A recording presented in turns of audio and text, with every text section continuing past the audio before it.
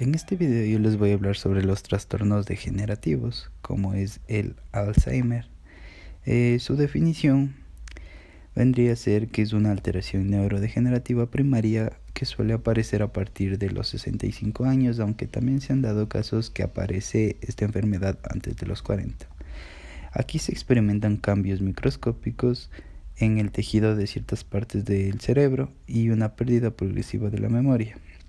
Además, la acetilcolina, que es la que permite que las células nerviosas se comuniquen entre ellas, está implicada en actividades mentales como son el pensamiento y la memoria, y estas se pueden degenerar.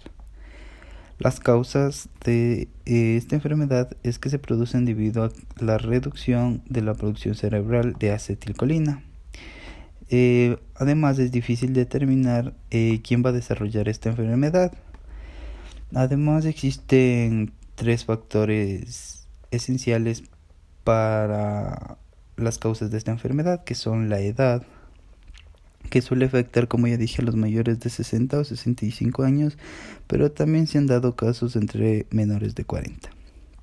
La herencia familiar, que de esta enfermedad del Alzheimer familiar es una variante de la patología que se transmite genéticamente.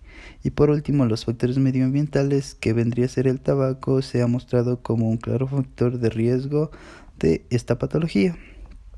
Los síntomas de esta patología surgen pequeñas e incomprensibles pérdidas de memoria, como con el paso del tiempo esta deficiencia se hace cada vez notoria, y sus síntomas son la pérdida de memoria a largo plazo, que es la incapacidad para retener nueva información, la pérdida de memoria a largo plazo, que es la incapacidad para recordar información personal como un cumpleaños o la profesión que tenemos, la alteración en la capacidad de nuestro razonamiento.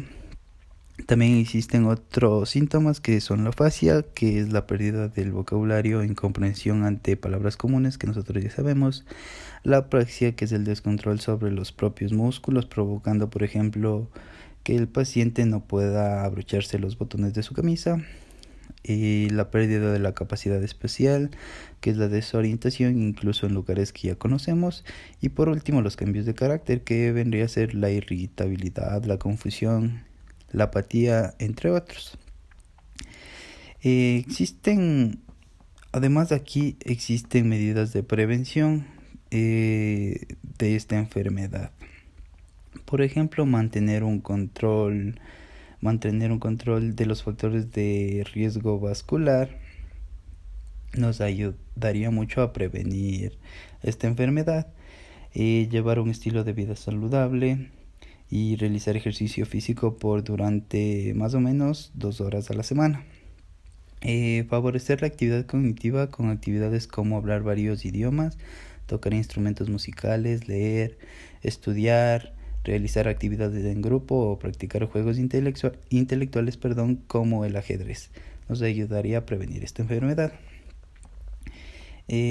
Por último, les voy a hablar sobre los tipos de Alzheimer. Dependiendo de la etapa en que se encuentre el paciente, se da los siguientes estadios. Por ejemplo, el estadio leve, que es el daño de la enfermedad que todavía pasa desapercibido, y aquí el enfermo solo olvida pequeñas cosas, como por ejemplo dónde dejó las llaves. El estadio moderado, aquí en cambio la enfermedad ya resulta evidente para la familia y allegados. Aquí el paciente presenta dificultades para efectuar tareas como una compra. Y el estadio grave, aquí todas las áreas relacionadas con la función cognitiva se ven afectadas, y aquí pierde completamente el habla.